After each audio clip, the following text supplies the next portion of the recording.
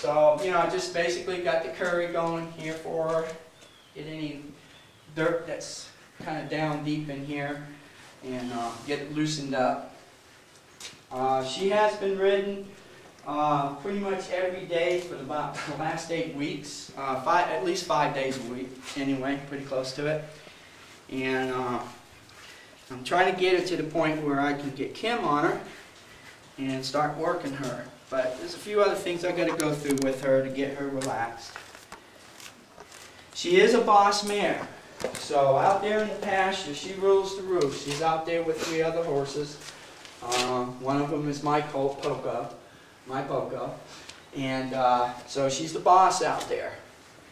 And what she says goes. So they don't try to push her around, because she's a big mare, a good sized mare. Here we go. All right, sweetie. And when you watch me move around her, I take my time, and I always keep my hands on her, so she knows what my intentions are, what I'm doing. We've gone through this now for the last 3 months, so she knows when I walk behind her just exactly what I'm going to do. Alright, so now what I'm going to do is I'm going to ask her to move over a little bit. So I'm going to do a little porcupine. Okay, over, miss. Uh-oh, uh-oh, uh-oh, uh-oh. No. Okay, it's a little camera shot.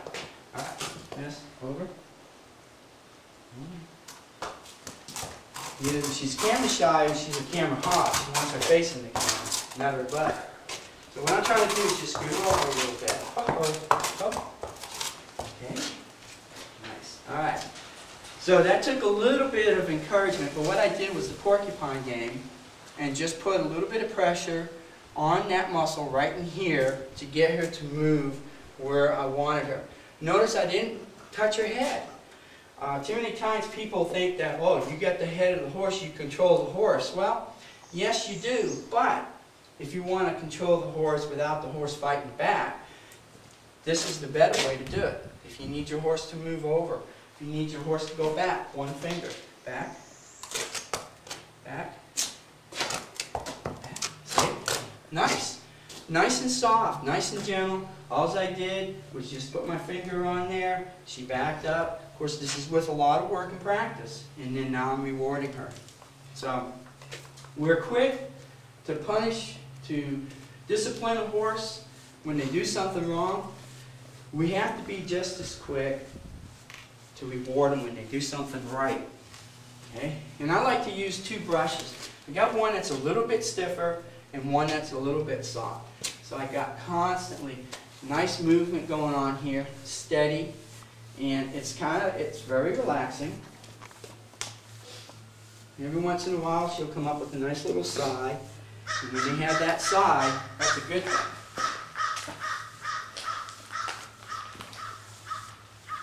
Now I'll be doing the porcupine game again here in a second, because I don't want to put myself between the horse and the wall. That's kind of like not a whole lot of room. Horses are claustrophobic, and so am I. So again, the porcupine, just going to touch her here. There we go. Look how nice and soft that was. I didn't even have to tell her to move over, I just touched her. So if you do this on a regular basis, you can actually train your horse while you're brushing. So you can do, 2 things at one time. And, riding is the icing on the cake, okay? Some people live to ride, and some people ride to live, I guess. Harley Davidson came up with that. But the thing of it is that I live just to be around these animals. Riding to me is okay, I can do it, but you know what? I just like being around them. And she's going to start softening up here a little bit. Head start to come down just a bit. But it'll come back up again in a few minutes when I go and put the pad and saddle on her. Okay, so we got to brush down real good. Now the reason why I constantly have my hands on the horse is because I want to feel the horse. Alright? if that horse is thinking about kicking me, I'm going to feel this muscle as she's trying to pick that leg up, and then I'll be able to back away. So that's why every time you see me going around the horse like this, I got my hand on your butt. But it's also, my hand is reassuring. So there really shouldn't be any reason for this horse to want to kick me. See how her ears are? She's got one ear back, one ear out that way. One ear is concentrated on me. Of course now it's not, she heard something out there. But she knows that my hand is reassuring. She's not going to be afraid of what I'm going to do back there. Horses don't like surprises.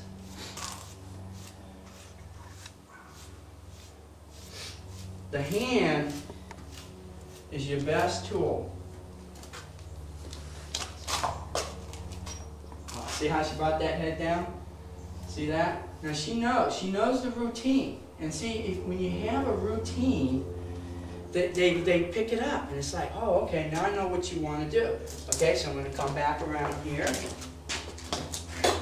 Okay, now I'm going to ask her to move over a little bit because I'm going to clean her feet now. So I'm just barely touching her. She has a little difficulty on this side for some reason. And I'm not sure why, but I'll just keep working with her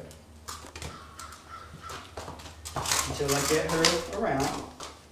Now notice, I'm still not doing anything with her head. And all I'm doing is I'm just putting a certain amount of pressure. There we go.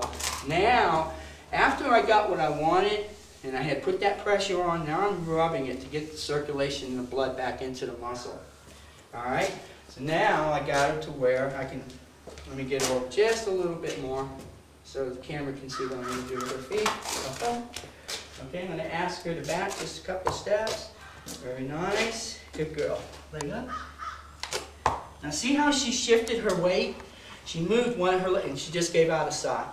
She moved one of her legs. That didn't mean that she didn't want to pick this foot up.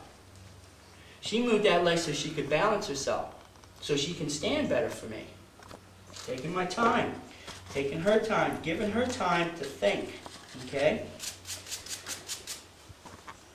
I don't drop the foot. Place the foot down.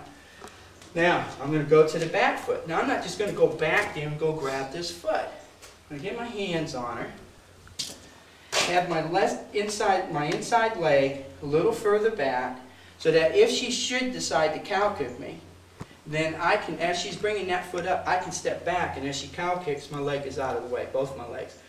I'm not really that concerned about her cow kicking me, but that's just something that I do because you just never know. Okay, leg up, sweetie.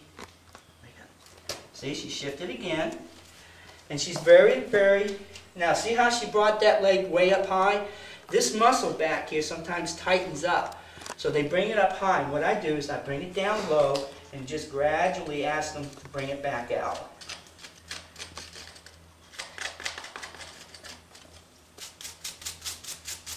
Okay, again, I'm going to place her foot down. Now see, she's bringing it up.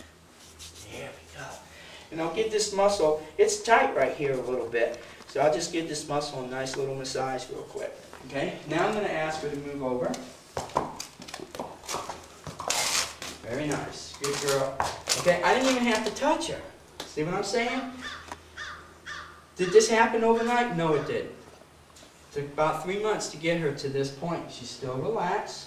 She's doing everything I asked. You know why she's relaxed? You know how come I can tell she's relaxed? That leg is cocked. How many times you watch those old cowboy movies and you see those horses at the post and they got their legs cocked? They're relaxed. They ain't going nowhere. Alright, let's see if she shifts her weight when I pick this foot up.